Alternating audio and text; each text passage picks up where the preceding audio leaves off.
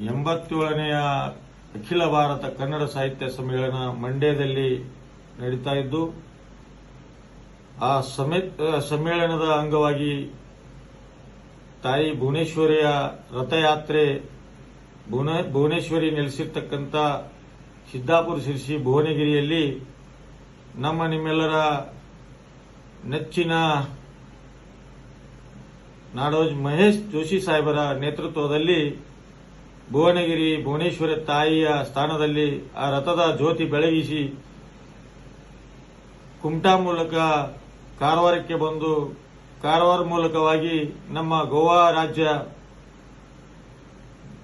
ಗೋವಾ ಗಡಿ ರಾಜ್ಯ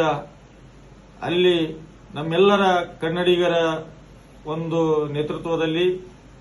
ತಾಯಿ ಭುವನೇಶ್ವರಿ ಗೋವಾ ರಾಜ್ಯದ ಕಾನ್ಕೋಣಕ್ಕೆ ಆಗಮಿಸಿ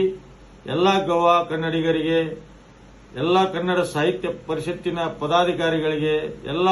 ಅಕ್ಕ ತಂಗಿಯರಿಗೆ, ಅಣ್ಣ ತಮ್ಮಂದಿರಿಗೆ, ಎಲ್ಲ ಗೋವಾ ಕನ್ನಡಿಗರಿಗೆ ತಾಯಿ ಭುವನೇಶ್ವರಿ ಆಶೀರ್ವಾದ ನೀಡಿ ಮತ್ತೆ ನಿನ್ನೆ ಜೋಯಿಡಾ ತಾಲೂಕಿನಲ್ಲಿ ವಾಸ್ತವ್ಯ ಹೂಡುವ ಮೂಲಕ ನಮಗೆ ತಾಯಿಯ ಆಶೀರ್ವಾದ ಪಡೆಯಲು ಬಹಳಷ್ಟು ಹೆಮ್ಮೆ ಆಯಿತು. ಕಾನ್ಕೋಣದಲ್ಲಿ ನಿನ್ನೆ ಅದ್ದೂರಿಯಿಂದ ಮೆರವಣಿಗೆ ಆಯಿತು.